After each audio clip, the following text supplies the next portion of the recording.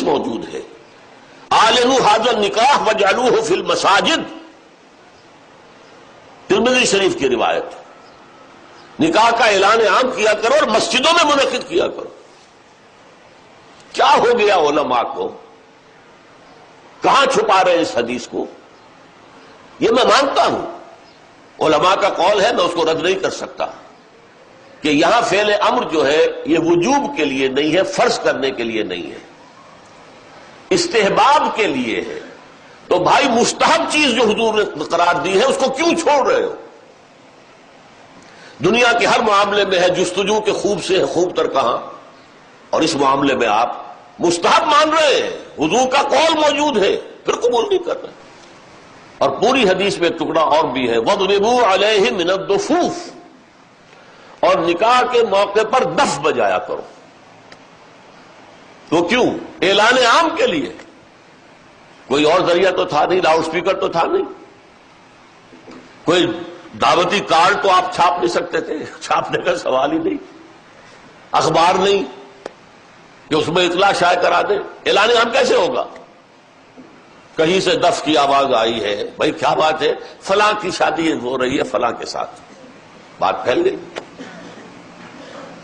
میں نے اپنی 5 بچیوں کی 7 دفعہ شادی کی ہے، ایک بیوہ ہو گئی تو دوبارہ نکاح کیا، ایک کی ہمیں خلا لینی پڑی تو اس کا دوبارہ نکاح، تو 5 بچیاں 7 دفعہ نکاح، اور میں اپنے آنسو کبھی ضبط نہیں کر سکا ان کی رخصتی کے وقت۔ اور میں صرف یہ کرتا تھا، کوئی کارڈ بھی نہیں، اخبار میں چھوٹا سا اشتہار کہ میری بچی کا نکاح ہے فلاں وقت فلاں جگہ، جو تشریف لا سکیں سر آنکھوں پر دعائے خیر میں شریک ہو جائیں، نہ آ سکتے ہو اپنی جگہ دعائے خیر دیں، بس ختم۔ کوئی دف بجانے کی اب ہمیں ضرورت نہیں رہی۔ تو اعلنوا ھذا النکاح واجعلوہ فی المساجد، اعلان عام کیا کرو اور مسجدوں میں رکھا، اس پر تو ہم عمل کر سکتے ہیں۔ اس کا میں واقعہ آپ کو سنا دوں۔ میں نے یہ تحریک شروع کی تھی چیریٹی بگنز ایٹ ہوم جب میرے سب سے چھوٹے بھائی کی شادی کا موقع آیا 1973 میں۔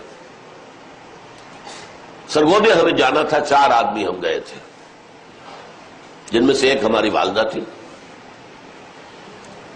اور وہاں مسجد میں نکاح، اور ہم نے وہاں کوئی دعوت عام کہہ دیا تھا کہ ہرگز نہیں ہوگی۔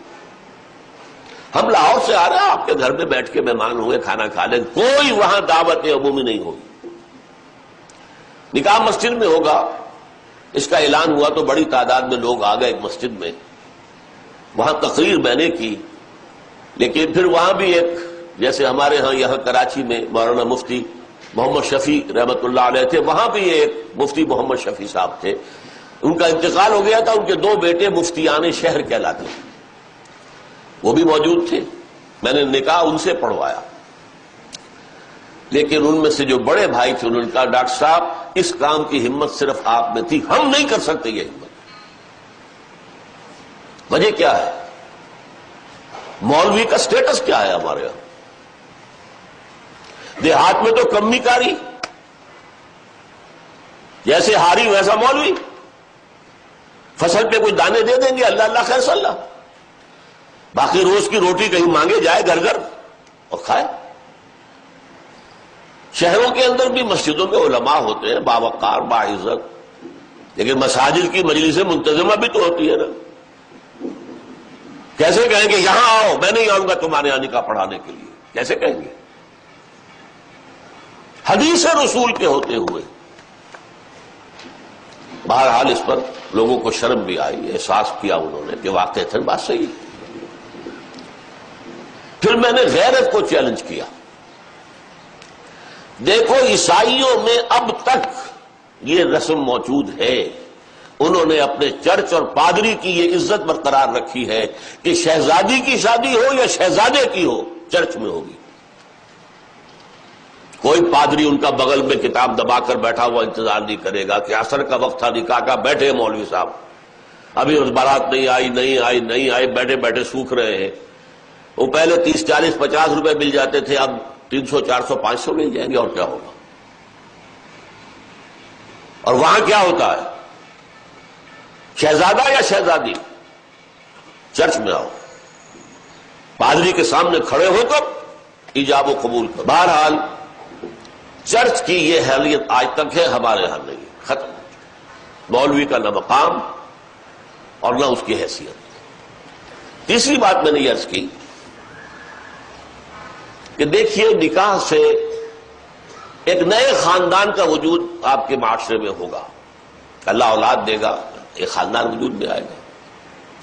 اس خاندان کے لیے دعا کی جاتی ہے، اے اللہ اس نکاح میں دین و دنیا کی سعادت اور برکات عطا فرما. وہ دعا کا ماحول ہوتا ہے. آپ نے اعلیٰ ترین سنہری قسم کے شامیانے تان دیے اور فرش میں آپ نے قالین بچھا دیے، صوفے لگا دیے، لیکن وہاں کیا ہوتا ہے؟ سگریٹیں پی جا رہی ہے، دھواں ہے، کہہ لگ رہے ہیں، غیبتیں ہو رہی ہیں. پھر یہ کہ کوئی بھانڈ آ گئے تو فحش گوئی ہو رہی ہے، اور ایک کونے میں بیٹھا ہوا بیچارہ مولوی کچھ من من من من من من کر کے پڑھتا ہے، جیسے کہ صرف دولہا کو سنا رہا ہے کچھ، اور پھر کہتے دعا مانگ لے. تو دعا کیا خاک مانگ لے؟ دعا کا ماحول ہوتا ہے، کوئی اللہ کے طرف توجہ ہو، کوئی رجوع ہو تو دعا مانگی جاتی ہے. لہذا اس دعا کا ماحول بھی جو مسجد میں ہے وہ اور کہیں نہیں.